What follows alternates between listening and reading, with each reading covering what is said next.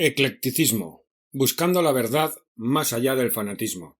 Por Jorge Ángel Líbraga. Llámase eclecticismo a la posición que, sin objetar a priori cosa alguna, las analiza y contempla, las compara y relaciona a fin de buscar las mejores, para destacar finalmente la más calificada como digna de aceptación. Esta definición, clara y concisa, de cara a la verdad, es frecuentemente olvidada en el uso vulgar del vocabulario y en la interpretación superficial del concepto.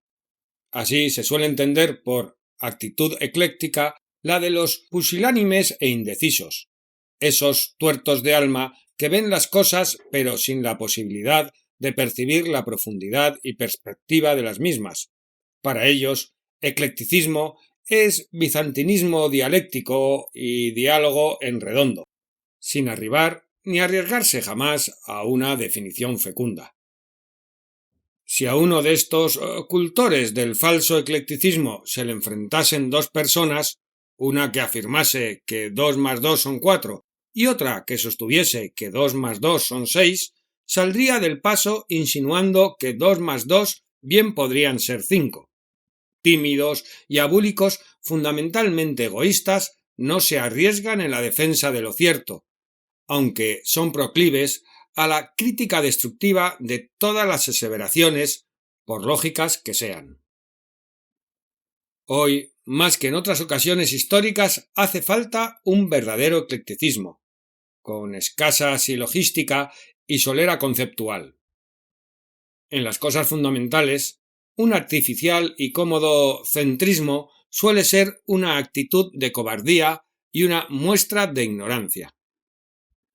El sentido común nos dicta que nadie acepta un automóvil que funcione a veces, un huevo medianamente fresco, un reloj que en ocasiones adelante y en otras atrase. Para las cosas importantes urge definirse. ¿Se está vivo o se está muerto? ¿Se ama o no se ama? ¿Y es de día o es de noche? El eclecticismo no comprende la indefinición en menoscabo de la realidad.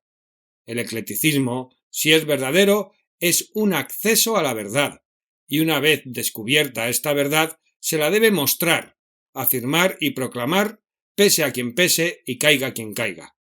Eclecticismo no es la eterna duda cartesiana, sino la laboriosa afirmación platónica.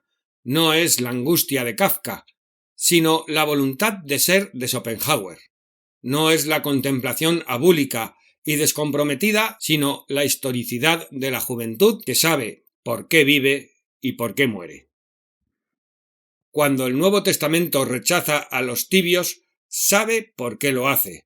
El agua caliente cocina los alimentos, la fría calma la sed, pero la tibia solo sirve para fomentos y lavados de estómago.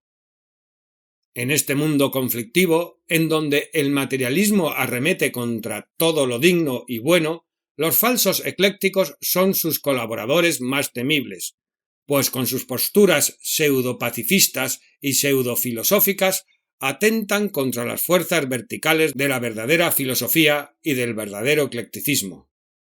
Debemos ser eclécticos, pero de los verdaderos, de los activos buscadores de la verdad, de esos que, cuando se encuentran, la descubren y la proclaman sin concesiones a la enanocracia intelectual, a la conveniencia ni a la moda. Publicado en la revista Nueva Acrópolis número 18, Madrid, en junio de 1975.